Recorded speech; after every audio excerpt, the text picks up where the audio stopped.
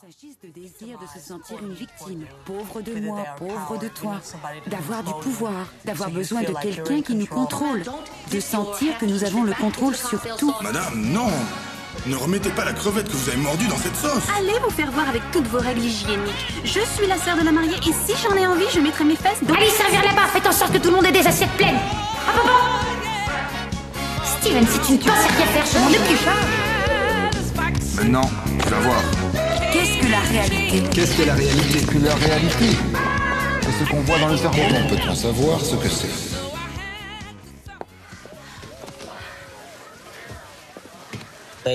Ils ont pris des animaux de laboratoire et leur ont connecté des électrodes dans certaines parties du cerveau qui produisent des neuropeptides.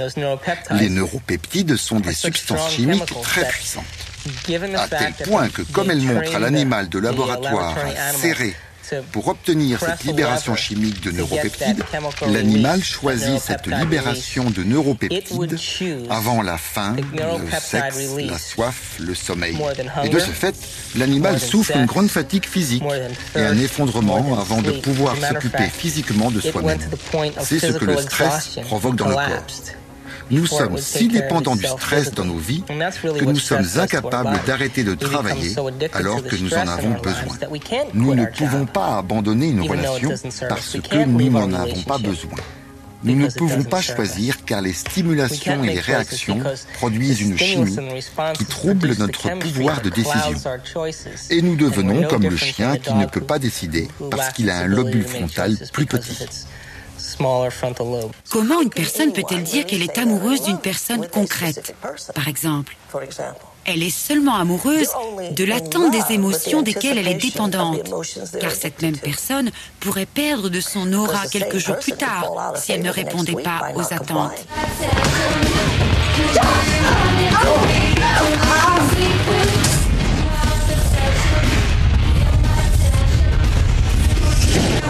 Oui. Amanda.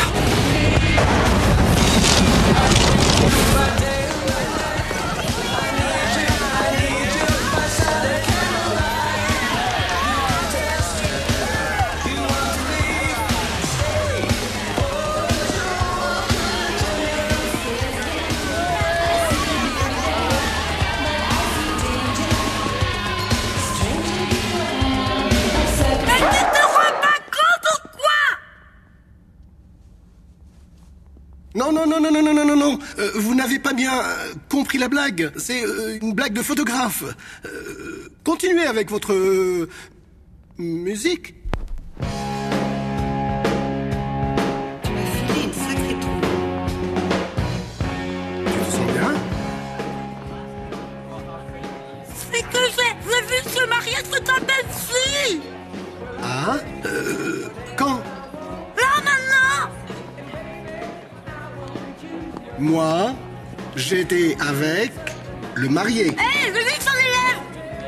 Désolé. Et moi, j'étais avec le marié il y a un moment. Et il adore Paulette. Non. Où?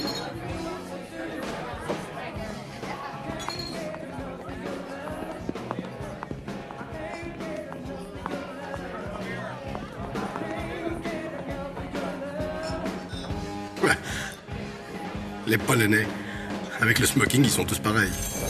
Dans le fond, nous sommes tous des aventuriers. Nous aimons tous l'aventure. Il s'agit simplement de faire le premier pas. Et une fois que tu atteins la compréhension, ce moment est accompagné de fréquences et d'un message. La possibilité encourage les cellules du corps. Des possibilités méconnues leur donnent vie. Une histoire d'avenir ou une opportunité pour le futur, pour celles qu'il faudrait mieux explorer dans le terrier et les encourager. Et si tu te permets d'expérimenter le dilemme, le mysticisme et la possibilité, lorsque tu sortiras du terrier, tu seras une personne différente. C'est alors que tu reviendras sur ton monde, et comme tu auras traité cette information dont les traces sont restées dans ton esprit et dans ton cerveau, la perception que tu auras du monde ne sera plus jamais la même.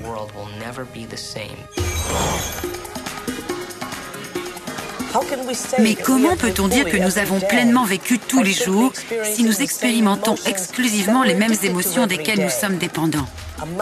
Un maître est une personne totalement différente. Un autre verre? Il s'agit d'une personne qui voit sa journée comme une opportunité dans le temps pour créer des parcours de réalité et des émotions d'avenir. Le jour se transforme en des matins infinis. Oh, marié!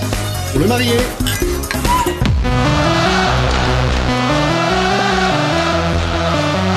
Ça va les garçons? Ça va mon vieux? Salut! Qu'est-ce que vous voulez? Super Nana? Qui voudrait du sexe?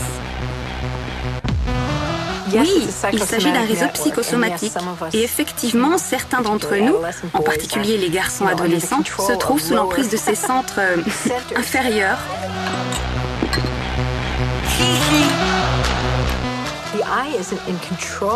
L'œil ne contrôle pas les molécules de l'émotion. D'ailleurs, je ne voudrais pas vous reprendre, cher monsieur, mais les mouvements rapides de l'œil qui nous aident à décider sur quoi nous fixer se développent sur le cerveau du milieu, dans lequel on peut tracer des récepteurs opiacés et des récepteurs de beaucoup d'autres peptides. À nouveau, l'ordre de recherche correspondant qui est mis en place est lié au fait de trouver un état émotionnel déterminé.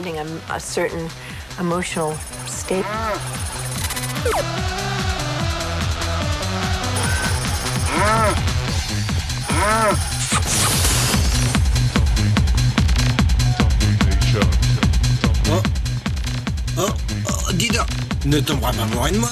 Purée, quelle nana. Qu'est-ce que vous attendez là? Je ne sais pas, moi. Ah là là, c'est que moi. Les mecs, je ne peux pas le croire.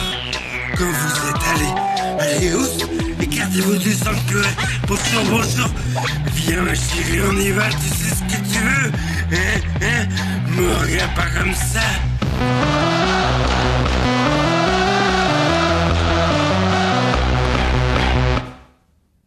Et que se passe-t-il avec les gens qui sont dépendants du sexe? En réalité, le sexe est une invention qui nous permet de voir le futur. Pensez-y un moment.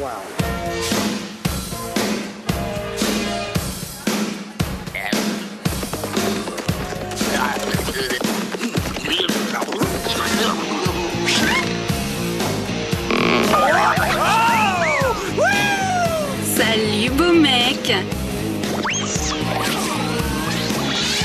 T'as un pétard dans la poche ou c'est que t'es content de me voir?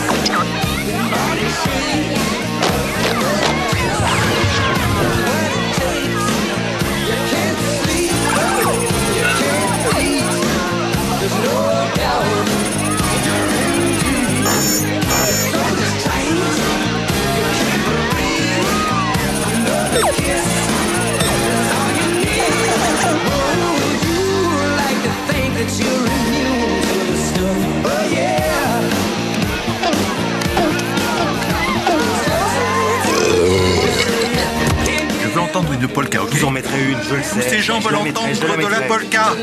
Un mariage polonais n'est pas un mariage sans polka.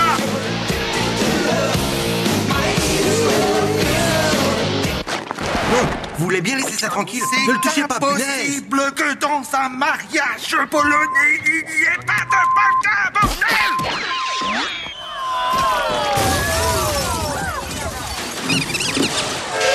Il n'y a pas un mariage polonais sans polka!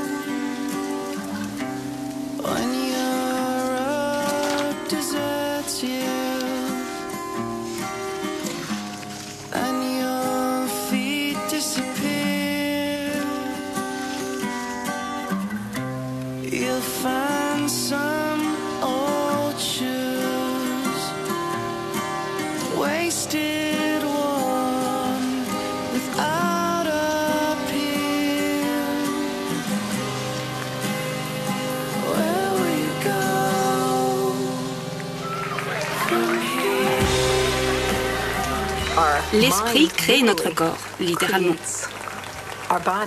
Mais tout commence dans la cellule. Et qui donne l'ordre aux cellules? Les ordres viennent des réseaux neuronaux du cerveau qui se basent sur les expériences et l'information que nous avons enregistrées. Dans la vie, nous utilisons une boîte de solutions déterminées qui provoque que la chimie entre en action. Par conséquent, pour pouvoir changer la chimie, il faut transformer le réseau neuronal. Cela veut dire que nous devons changer notre identité, que nous devons changer d'attitude, ou changer notre manière d'interagir avec l'entourage.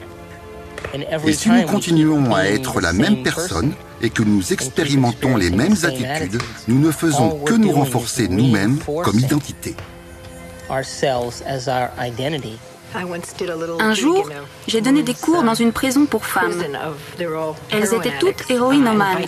Je leur ai expliqué qu'elles avaient des récepteurs pour l'héroïne et que plus elles prenaient de l'héroïne, plus leur capacité pour fabriquer des endorphines internes, c'est-à-dire de l'héroïne interne naturelle, était détruite. En plus, les récepteurs commencent à perdre leur sensibilité et commencent même à disparaître. Des changements réels se produisent. Nous avons de nouvelles informations sur la moindre fabrication de cellules dans le cerveau. Quelles que soient les dépendances, les gens restent enfermés dans de vieux schémas. La vie mentale d'une personne finit par être dominée par la douleur et cela imprègne tout ce qu'elle perçoit. Parfois, la façon dont on réagit sur tout ce que l'on fait est totalement en relation avec la douleur que l'on ressent. Une des caractéristiques des récepteurs, c'est qu'ils changent de sensibilité. Si les récepteurs d'une drogue ou d'un flux interne déterminé, pendant une longue période, expérimentent un bombardement intense, ils se rétracteront littéralement. Il y en aura moins, ou ils seront connectés de telle façon qu'ils seront insensibilisés, ou ils seront réduits en nombre. C'est pourquoi la même quantité de drogue ou de flux interne provoquera une réaction bien moindre.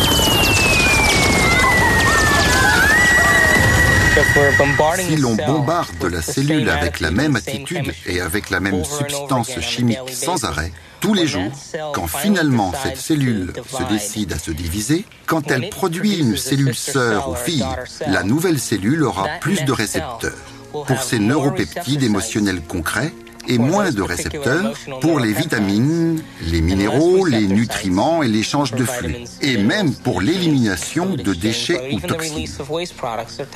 Le vieillissement est le résultat d'une production de protéines incorrecte. Que nous arrive-t-il lorsqu'on vieillit ?